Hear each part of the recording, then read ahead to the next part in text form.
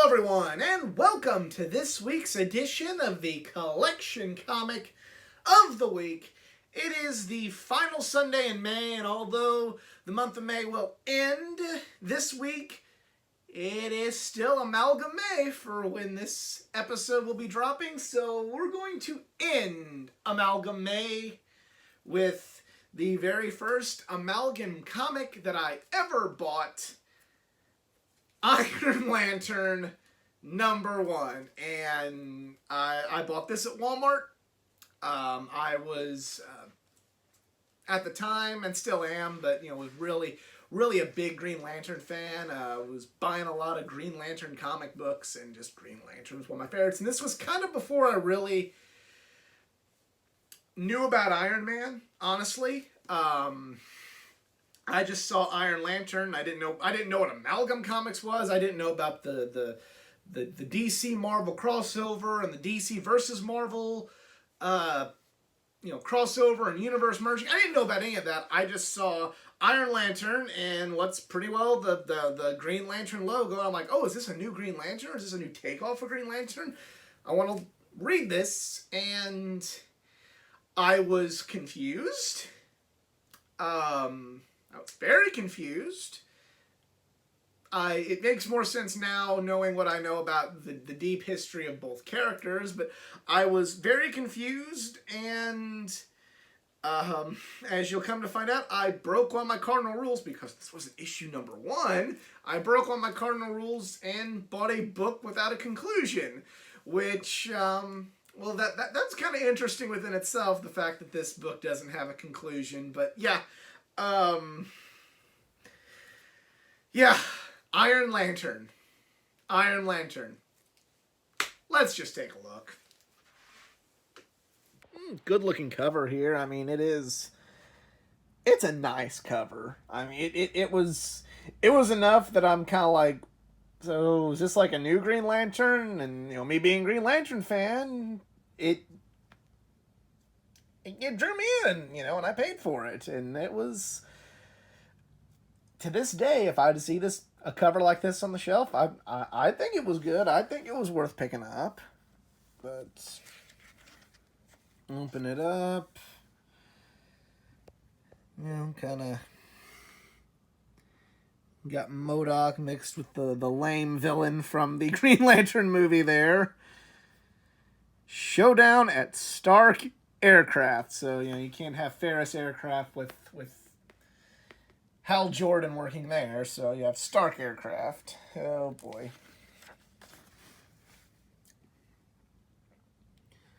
And that's more of the action.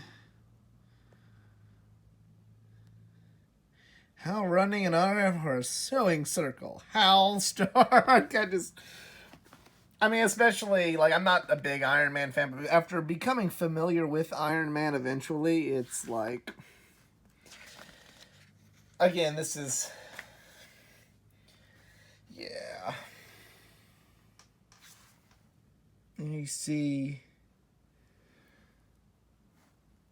Hal Stark and the beginning. Nice little homage here. Like that's one thing, as hokey and corny as all these Amalgam books have been, especially this one. They do pay really, really good homage to the lore and the history of both characters. They're combining for this book. And some more here. Whoa, gotta be careful. Man, I've just seen abundance of these Star Wars game ads in these books. This was smack dab right in the middle of when the special edition of the original trilogy was coming out. So Star Wars Mania was hot at this point in time, and I was part of that. I was getting to actually go to the movies and see Star Wars again, which was pretty sweet. Or see Star Wars for the first time in the theaters. I wasn't around to see it in the theaters the first go around. There we go.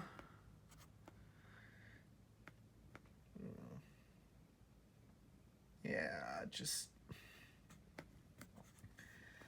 More hokiness.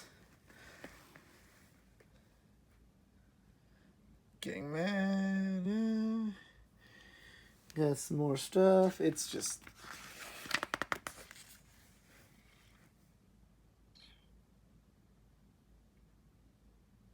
Yeah. She's going evil.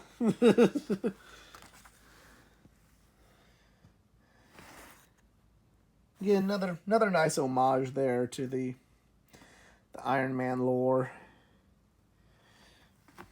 Got a giant shark guy. I mean, they're really working everything in from Iron Man and Green Lantern they can to you know, all the pretty much like they're getting all of both heroes rogues gallery in this. And you know, he's acknowledging that this is what he wanted to keep his heart beating, so there's that.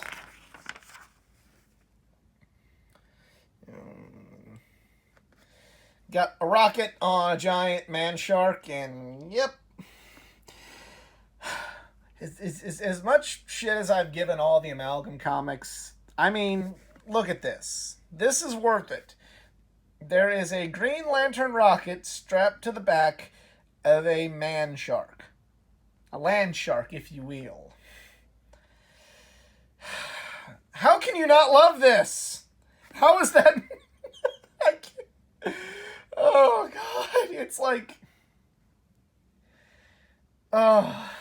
It's both epic and sad at the same time. It's just, but it's so fucking cool. All right, got some more, and got a Rallycross PS1 game. So let me know if you played this game in the comment section below. Got some more stuff.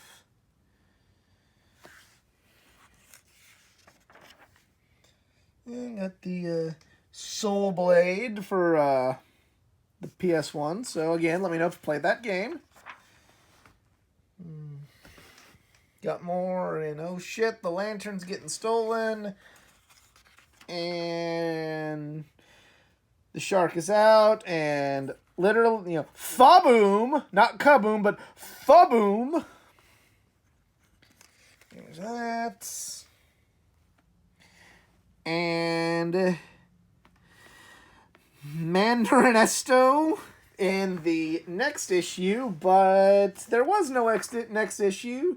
So, yeah, that is Iron Lantern #1. Well, I mentioned earlier that was a book without a conclusion, and it wasn't. You know, they saw through everything. They were building up to an issue 2, and broke my cardinal rules as a child and bought it because I thought it'd be worth a lot of money one day. And after rereading it and being reminded that it had no conclusion, I did some research to try and figure out, like, okay, well, is it in a different Amalgam book? Or, like, did they do that on purpose? Or what's the deal? And there is actually supposed to be continuations. They're supposed to be with some of the Amalgam books, you know, 2, 3, 4, etc., have a mini-series out of it before things kind of went back to normal in the respective Marvel and DC universes. However, that just didn't happen. I don't know the details. I couldn't, didn't find that in my research before I started recording. And if I ever figure it out, you know, I'll make it part of another Collection Comic of the Week episode. But the only thing that I could find was there was supposed to be an issue 2. There was supposed to be issue 2s, and several more, of several other Amalgam comics that apparently had cliffhangers, and they're supposed to be concluded down the road, but, you know, the series just got canceled. The Amalgam Comics idea just got canceled, and I mean, you kind of understand why, and everything just kind of went back to normal, and yeah, it is what it is. You know, in other Amalgam books, you know, I kind of say, like, there's some concepts here that'll work, just the concept works, but the way it was carried out and kind of the only way it could be carried out seems corny.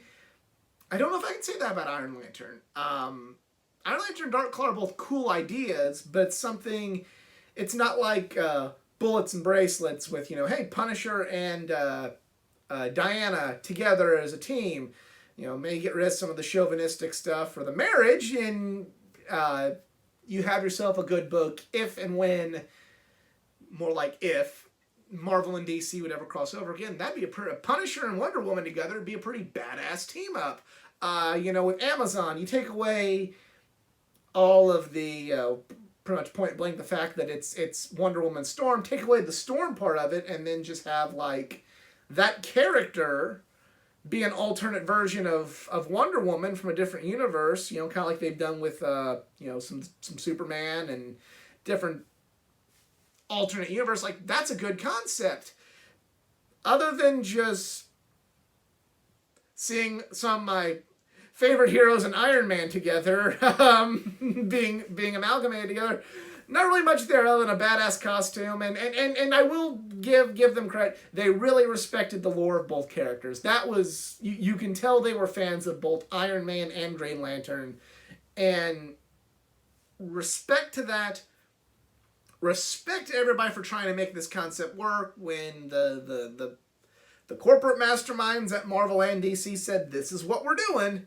The writers and artists really tried to put their best foot forward and tried to make this concept work, and to kids like me it was cool, but being able to go back and relook at it as an adult, I know what it was. I completely understand and know what they were going for, and it was exactly what they set out to do. It was a cash grab. No more, no less. But, do you also own that book? Let me know in the comments section below. If you enjoyed this video, please give it a like, share, subscribe for more content, not just from the world of comic books, from the world of pro wrestling, gaming, anime, and all things geek culture. Follow me on my social media pages, facebook.com/athleticgeek89, Twitter @athletic_geek89, Instagram @athleticgeek89, and if you'd like to help improve this channel financially, I am on Patreon, patreon.com/athleticgeek89. On that, I'm out. Y'all be cool. Later.